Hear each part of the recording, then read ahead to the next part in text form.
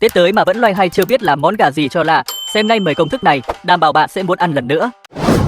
Cách làm món gà om dầu hành này, tôi nghĩ là cách làm ngon nhất trong các món từ thịt gà, không cần thêm một giọt nước nào, thành phẩm mềm ngọt, nhiều nước, thơm nồng mùi hành, ngon và cực hao cơm. Cùng xem tôi làm thế nào nhé. Đầu tiên chuẩn bị 6 cái đùi gà, chặt đùi gà thành miếng nhỏ cho vào tô, xếp gà vào dĩa, cho vào 2 muỗng muối, 1 muỗng bột mì để rửa sạch. Muối và bột mì có thể nhanh chóng hút ra máu và chất bẩn bên trong thịt gà và hiệu quả khử mùi cũng rất tốt. Sau đó rửa sạch lại, vớt ra để ráo nước. Tiếp theo là phần ướp thịt, cho vào 1 muỗng rượu nấu ăn, 1 muỗng nước tương, nửa muỗng hắc xì dầu, 1 muỗng muối, 1 muỗng đường, nửa muỗng tiêu, 1 muỗng dầu hào, trộn đều và ướp trong 20 phút cho ngấm. Sau đó cho 200g dầu ăn vào chảo, thêm hành lá cắt khúc và sợi gừng, chiên với lửa nhỏ từ từ. Khi chiên hơi vàng thì vớt ra. Bước này rất quan trọng nha mọi người, vì dầu hành có thơm hay không đều nhờ nó đấy. Tiếp theo cho đùi gà đã ướp vào chảo, xào với lửa vừa và nhỏ, xào cho đến khi đùi gà hơi vàng là được. Sau đó thêm 1 muỗng rượu nấu ăn, đậy nắp và om với lửa nhỏ trong 15 phút. Mọi người nhớ đừng thêm nước vào nhé, thêm nước vào sẽ không ngon đâu. Trong thời gian chờ đợi có thể xem Thủy Hửu dạy nấu ăn nè. Hết thời gian thì mở nắp ra, ôi, thịt gà thơm lừng luôn á cả nhà. Cuối cùng rắc chút hành lá là có thể múc ra dĩa. Một món gà om dầu hành ngon tuyệt đã hoàn thành, đặc biệt là các bé và các mẹ cực kỳ thích ăn. Học xong rồi thì mọi người cũng nhanh tay làm thử xem ngon hay không nha. Chúng ta cùng bắt tay làm món thứ hai nào. Đầu tiên chuẩn bị nửa con gà, sau đó dùng nước sôi trần qua da gà, như vậy thịt sẽ săn chắc hơn. Tiếp theo là bước làm nước sốt. Đầu tiên thêm 1 muỗng canh nước tương và hắc xì dầu, thêm 1 muỗng canh dầu ăn, cho nửa muỗng muối, nửa muỗng tiêu, sau đó khuấy đều, rồi đổ vào phần thịt gà đã trần trước đó, đeo bao tay rồi dùng tay thoa đều mặt gà, sau đó đem ướp trong nửa tiếng. Gà ướp xong thì đặt hành gừng vào tô trống rồi xếp thịt gà đã ướp lên trên, đậy nắp lại và hấp gà với lửa nhỏ trong nửa tiếng. Gà hấp xong thì mở nắp ra, sau đó để nguội xíu rồi chặt thành từng khúc nhỏ. Gà hấp nước tương làm như vậy sẽ ngấm đậm vị, thơm mùi tương, thịt mềm ngọt, đảm bảo cả nhà đều thích. Mọi người nếu thấy ngon thì thử làm xem sao nhé. Cho đùi gà vào nồi hấp, chỉ cần hấp là đã có ngay một món ăn cả nhà đều thích, ngon và cực kỳ hao cơm. Cùng tiếp tục nào. Đầu tiên cắt đùi gà từ giữa, lọc bỏ xương, rồi cho gà vào tô, xả nước và rửa lại nhiều lần cho đến khi thật sạch, không còn mùi hôi. Vắt cho thật ráo để ướp gà dễ thấm vị hơn. Tiếp theo rắc một nhúm muối rồi xoa đều cả trong lẫn ngoài, ướp trong 30 phút là được. Khi nước trong nồi sôi, thêm hành, gừng, rượu nấu ăn, đặt vỉ hấp lên, cho đùi gà đã ướp vào xếp đều trên vỉ hấp. Nước sôi thì hấp với lửa lớn trong 15 phút, sau đó cho tỏi băm, hành lá, mè trắng, 1 muỗng dầu nóng để kích thích hương thơm, thêm 1 muỗng nước tương, 1 muỗng muối và 1 muỗng đường rồi khuấy đều cho tan đều nguyên liệu. Vậy là đã pha xong nước sốt dầu hành đơn giản. Đùi gà để nguội rồi xé thành miếng nhỏ, sau đó đổ phần nước sốt đã pha vào, dùng tay trộn đều là có thể xếp ra dĩa. Vậy là món gà xé phay trộn dầu hành ngon tuyệt đã hoàn thành, mềm ngọt, nhiều nước thực sự, quá thơm và quá ngon.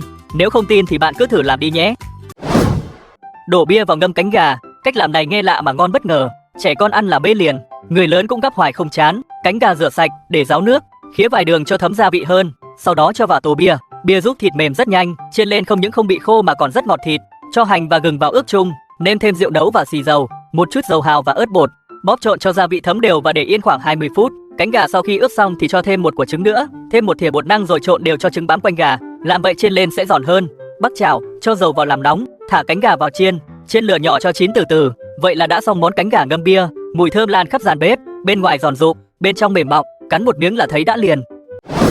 Muốn ăn gà mẻ trắng và hành lá cắt khúc cho dậy mùi thơm, đảo vài lần chảo là xong. Món gà xào cay làm như vậy ngon đến mức không thể dừng đũa. Tiếp theo mình chia sẻ thêm một công thức mới, làm không khó nhưng ăn là nhớ liền. Cánh gà kiểu này rất dễ ghiền, cay thơm, đậm đà từng miếng, ngon đến mức phải liếm ngón tay. Đầu tiên, cánh gà rửa sạch, bổ đôi, thêm chút muối, tiêu xay, rượu nấu ăn, nước tương, hắc xì dầu, dầu hào, trộn đều tay cho thật ngấm. Tiếp theo, thêm 1 muỗng bột năng và tiếp tục trộn đều. Sau khi gà đã ngấm đều gia vị rồi thì dưới một vòng dầu ăn để giữ nước. Khi dầu sôi thì cho gà vào chiên với lửa nhỏ, chiên cho đến khi gà vàng giòn thì vớt ra để ráo dầu. Làm nóng chảo khác rồi cho hạt tiêu, sợi gừng, ớt khô rồi sau đó đảo đều nguyên liệu. Khi dậy mùi thơm thì cho cánh gà vào, một chút đường để tăng vị ngọt, hành lá cắt khúc, tiếp tục đảo đều là được. Cánh gà làm như vậy sẽ cay giòn, cực kỳ hao cơm. Tiếp theo là món đùi gà sốt teriyaki. Cách làm tại nhà rất đơn giản, nguyên liệu cũng dễ chuẩn bị, thành phẩm ăn rất cuốn miệng. Chuẩn bị vài cái đùi gà loại to, lọc bỏ phần xương bên trong, dùng sống dao đập nhẹ cho mềm thịt, giúp gà nhanh chín hơn khi áp chảo. Ướp với gừng, hành và một ít muối, thêm tiêu xay và rượu nấu ăn, trộn đều rồi ướp khoảng 10 phút. Tiếp theo là pha phần sốt teriyaki, cho nước tương vào bát, thêm dầu hào, rượu nấu ăn, 1 thìa mật ong cho vị dịu ngọt, thêm ít nước rồi khuấy đều, làm nóng dầu trong chảo, cho đùi gà đã ướp vào áp chảo, giữ lửa vừa đến nhỏ. Khi hai mặt vàng đều thì cho sốt vào, đậy nắp om khoảng 5 đến 6 phút, lật vài lần cho gà thấm đều sốt, đun tới khi sốt sánh lại là đạt. Đùi gà áo sốt teriyaki thơm nức, vị mặn ngọt hài hòa, rất bắt cơm. Món này làm xong là hết rất nhanh. Nhiều người vẫn nghĩ cánh gà sốt coca là dùng coca nấu trực tiếp. Vậy thì bạn đã nhầm rồi. Hôm nay tôi sẽ chỉ bạn một cách làm đơn giản, mềm min lại thấm vị. Cánh gà mua về, khứa nhẹ vài đường cho dễ thấm, sau đó cho vào nồi nước lạnh cùng rượu nấu để khử mùi, đun sôi lửa lớn rồi hớt bọt. Đây chính là nguồn gây mùi tanh. Luộc 2 phút rồi vớt ra, cho dầu vào chảo nóng, xếp cánh gà vào, mở lửa lớn chiên vàng đều 3 mặt, sau đó thêm gừng, hành, hoa hồi, vài viên đường phèn, một ít nước màu, một thìa nước tương, bật lửa lớn đảo đều cho đường phèn tan hết. Đây là điểm then chốt giúp cánh gà có màu đỏ bóng đẹp. Món này làm theo kiểu gia đình rất dễ, cách làm không cầu kỳ, ở nhà ai cũng có thể làm được. Đổ coca vào chảo, sau đó thêm chút nước lọc vào sao cho ngập mặt cánh gà. Đợi một lát rồi đậy nắp om lửa vừa trong 15 phút rồi rắc tí hành lá, sau đó mở lửa lớn thu nước cốt lại là được. Làm cánh gà sốt coca như vậy, thịt gà sẽ mềm mượt, ngọt thanh lại ngon miệng. Học được rồi thì bạn cũng vào bếp thử ngay đi nhé. Nhà có đùi gà với gừng hành rồi thì nhớ thử ngay món gà trộn dầu hành này, vị ngon bá cháy luôn. Nhìn màn hình cũng thèm chảy nước miếng. Chúng ta cùng bắt đầu thôi nào. Chuẩn bị 3 cái đùi gà rồi cho gừng hành vào, đổ ngập nước, đậy nắp đun lửa to 20 phút, chín vớt ra ngâm nước lạnh 5 phút. Dùng tay xé nhỏ để riêng. Bát để không cho gừng băm, tỏi băm, hành tím, hành lá, mè trắng, sau đó dưới dầu nóng cho dậy mùi thơm.